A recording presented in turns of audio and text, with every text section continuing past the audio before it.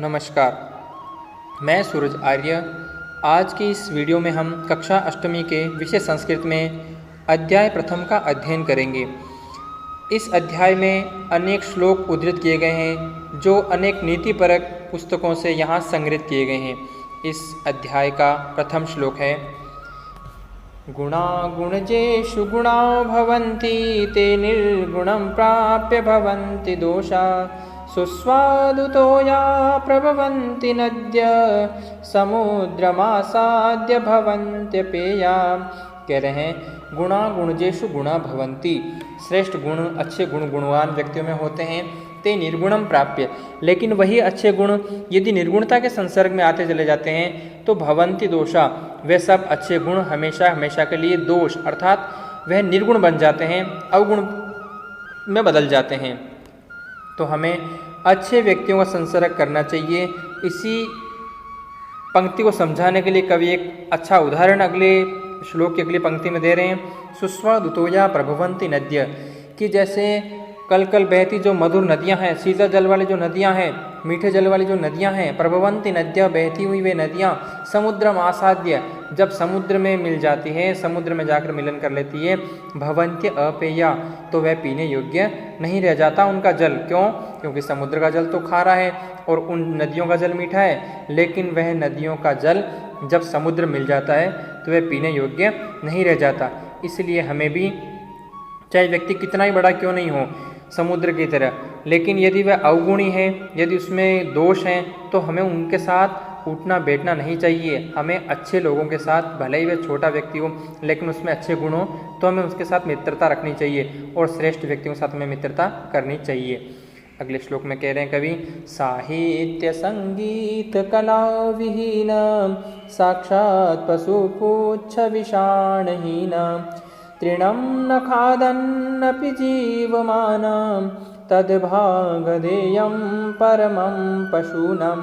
कह रहे हैं व्यक्ति के जीवन में क्या क्या होना आवश्यक है। तो कह रहे हैं साहित्य अर्थात हमें अच्छी विद्याओं का ज्ञान होना चाहिए। संगीत, हमें गाना बजाना सुनना, अच्छे संगीत को सुनना भी आना चाहिए, बजाना भी आना चाहिए। कला विहीना, या कोई ऐसी कला जिसके द्वारा हम समाज का, परिवार का या राष्ट्र का उपकार कर सकें। तो हमारे जीवन में कवि कह रहे हैं कि साहित्य का होना आवश्यक है। साहित्य नहीं हो तो संगीत का होना आवश्यक है। संगीत नहीं है तो कोई ऐसी कला जिससे कि हम ये सब कार्य कर सकें। यदि ये सब नहीं होता है तो व्यक्ति की उपमा किससे कर रहे हैं? तो कह रहे हैं कवि, साक्षात पशु पुच्छ विषाणहीना, ये व्यक्ति तो साक्षात पशु हैं। और पशु भी कैसा? बिना पूंछ और बिना विषाण अर्थात सींग का, बिना पूंछ और बिना सींग का पशु है। तृणन्न खादन अपि जीवमाना, और अभी वह घास भी नहीं खाता है, वे व्यक्ति घास नहीं खा रहा है। पशु की उपमा तो दे ही दी उसको, लेकिन वे घास नहीं खा रहा है अभी भी। तृणन न खादन अपि जीवमाना, घास नहीं खाते हुए व्यक्ति भी जिंदा है। तद्भागधेयम परमं पशूनम, तो ये उन पशुओं का सौभाग्य ही समझो, क्योंकि यदि वे घास खाना भी प्रारंभ कर देगा तो पशुओं के लिए क्या बचेगा फिर।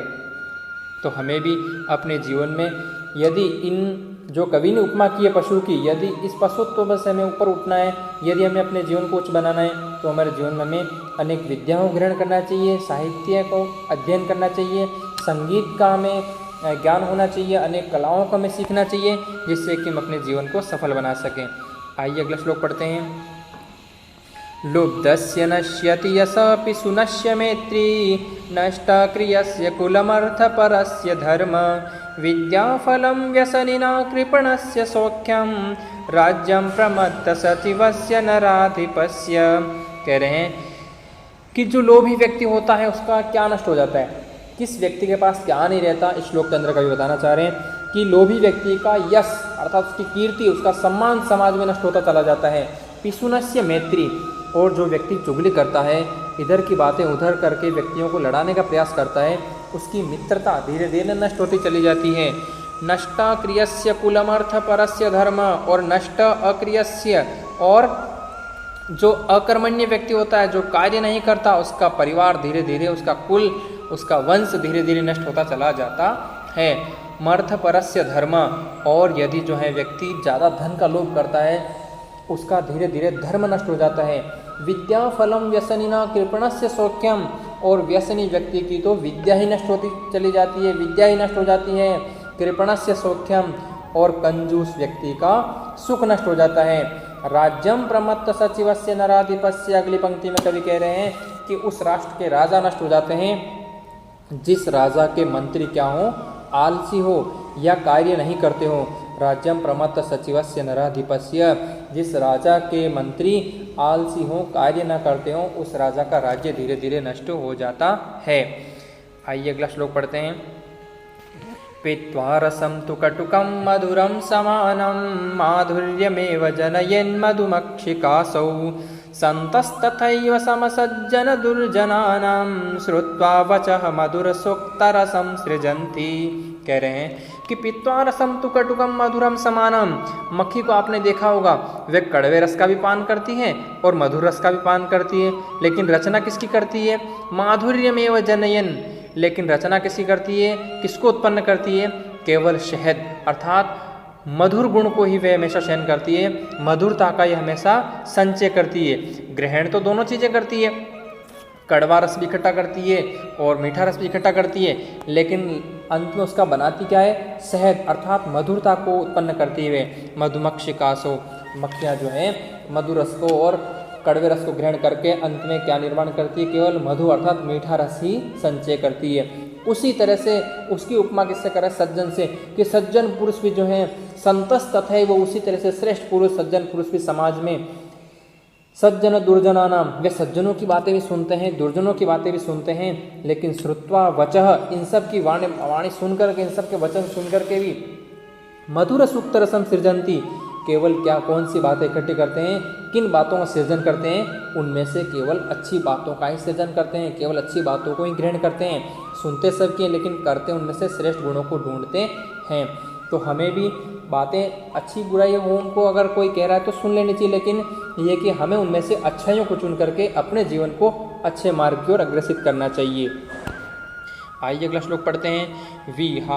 विहाय पौरुषम यो हि दैवमेवावलंबते प्रासाद सिंहवत्तस्य मूर्धि तिष्ठन्ति वायस। कह रहे हैं विहाय पौरुषम यो ही, जो व्यक्ति अपने पौरुषता अर्थात भरोसा ना करके दैवमेवावलंबते, भाग्य के भरोसे हाथ बांधकर बैठ जाता है, तो उस पुरुष की उपमा कवि ने किससे कर दी?